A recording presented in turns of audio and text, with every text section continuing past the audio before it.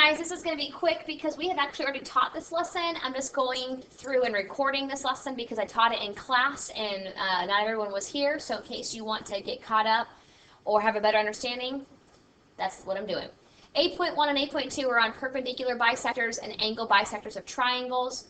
And at the end of this lesson, you were able to describe the relationship of a triangle's perpendicular and angle bisectors to a point of concurrency.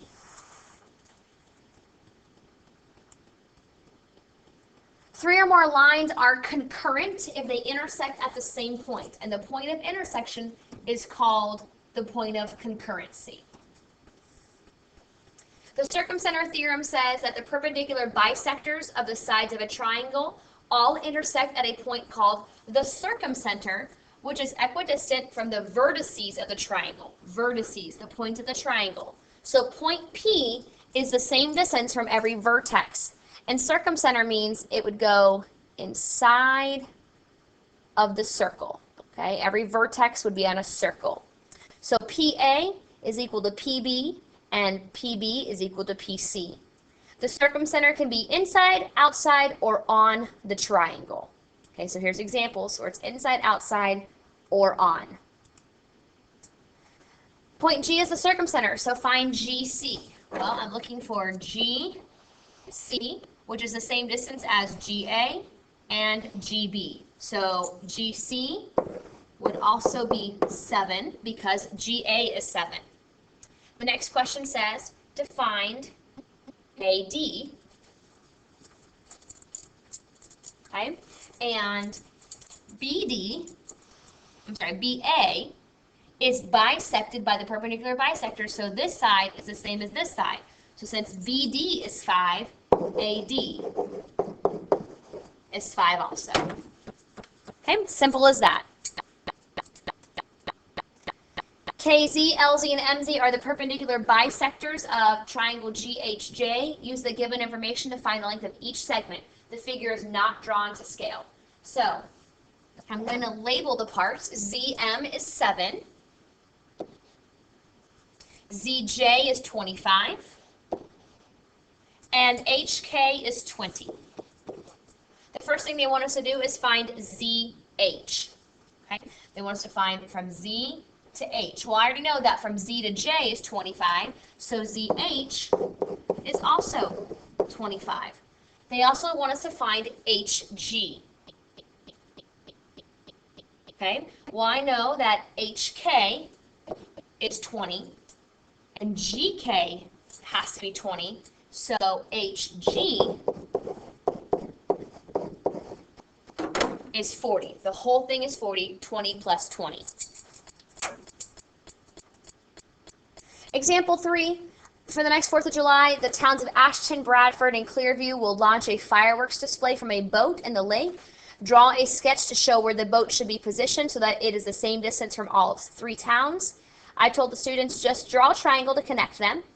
And since I'm looking for the point that would be the same distance from all 3 towns. So it has to be the same distance from all the vertices. So you would need to bisect the sides. But not only bisect the sides, they have to be perpendicularly bisected. So the green line is bisecting from Ashton to Bradford. The blue line is bisecting from Clearview to Bradford. And the red line is bisecting from Ashton to Clearview. So it's a sketch. It doesn't have to be perfect. So right about here somewhere is where they would intersect. This is the circumcenter. So the boat would need to be right there in order to be an equal distance from all 3 towns. Again, notice the green line is bisecting Ashton to Bradford, and it's bisecting it perpendicularly. The same thing is true for the red line. Okay? And the same thing is true for the blue line. It's not perfect. It's a sketch, and that's okay. So circumcenter again. It's where all the perpendicular bisectors meet, and it's an equal distance from the vertices. The angle bisector theorem says that if a point is on the bisector of an angle, then it is equidistant or an equal distance from the sides of the angle. The converse of that says that if a point is on the interior of an angle and it's equidistant from the sides of the angle, then it is on the bisector of the angle. Okay, so angle bisector, if a point's on the bisector, then it's the same side, the same distance from both sides. If the point is the same distance from the both sides, then it is on the bisector, the angle bisector. And I apologize, I know I'm going kind of quickly, but again, I taught this in class, and this is just for those that maybe were not here. The Bisector theorem states that the angle bisectors of a triangle intersect at a point that is an equal distance from the sides of the triangle, called the incenter. So circumcenter was an equal distance from the vertices. Incenter is an equal distance from the sides. And the incenter is when you draw the circle inside of the triangle. Okay, so that's circumscribed. The circumcenter was when the circle was outside. This triangle, it's the incenter, it was inscribed. Oop, and I'm accidentally moving it. I should not be moving it. There we go. And again here, point P is the same distance from every side. Px is equal to Py, which is equal to Pz. You can see this in action. Find each measure. Find Lm. Okay, well, if Jm is 12.8, then Lm is also going to be 12.8 because I know M is bisecting the angle. I can see that this angle is congruent to that angle. It's marked. So since M is bisecting angle K, I know therefore that N is an equal distance from L as it is to J. So since MJ is 12.8, ML or LM is also 12.8. Next problem says, given that measure of angle ABC is 112, find the measure of angle ABD. So this whole thing is 112, but they just want me to find this part right here, ABD. Well, point D is the same distance from A as it is to C. I know that because 74 is equal to 74. So that means that it's on the bisector, which means that ABC was cut in half. So I could take 112, divide by 2, and the answer is 56. The measure of ABD is 56 degrees. Okay, because D is the same distance from A as it is to C, so I cut 112 in half. Not hard math, just think through the logic. Example 5, name the point of concurrency, find the distance, and then find the measure of the angle. So the point of concurrency, where do those bisectors meet? They meet at X. Find the distance from X to PQ. So I'm trying to find this distance right here. I know that's a nice straight line, but X to PQ would be the same as X to PR, which is 19.2. Okay, to the sides, it's the same. And then it says to find the measure of PQX. The measure of PQX would be from here to, oops, my apologies. Okay. From here to that, okay, to that point. So if I was cutting, this is the midpoint, I should say it's the midpoint, it's the incenter, okay? So I've cut it in half. So the measure of angle PQX is 52 divided by 2, which is 26 degrees. I have cut it in half. X, I know X is on the bisector because I drew my line to X.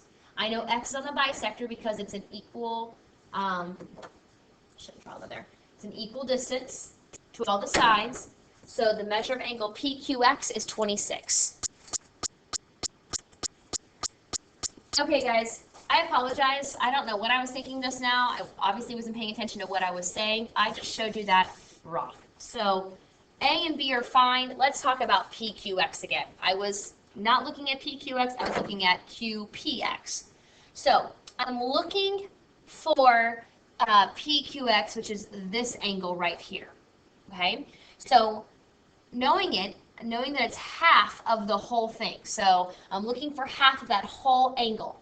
So can I find that? I sure can, because I know this angle is 52, and I can find that. Okay, so I have 52. I know that this whole angle is 24.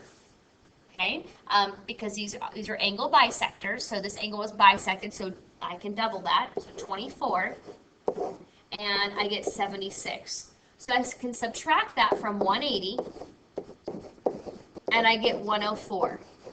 Again, I know we're dealing with angle bisectors because it says they are the angle bisectors. That means X is cutting angle Q in half. So 104 divided by 2 equals 56. So angle PQX is 56. And I apologize that I went the wrong way at first. I was not thinking about what I was saying. So this angle right here, PQX, is 56. Because I know this is 52, this is 24, added them together, got 76, subtracted from 180, and divided in half. If you have any questions, if you're making this lesson up, you have any questions, just let me know. A city plans to build a firefighter's monument in a triangular park between 3 streets. Draw a sketch on the figure to show where the city should place. So, like this other problem, we were trying to be an equal distance from the vertices. But this problem, we're trying to be an equal distance from the streets. So we're bisecting the angles. You're going to cut the angles in half. Let's see if we can get this to cut in half. And voila, I've cut each one in half. And where they meet is where that monument should go.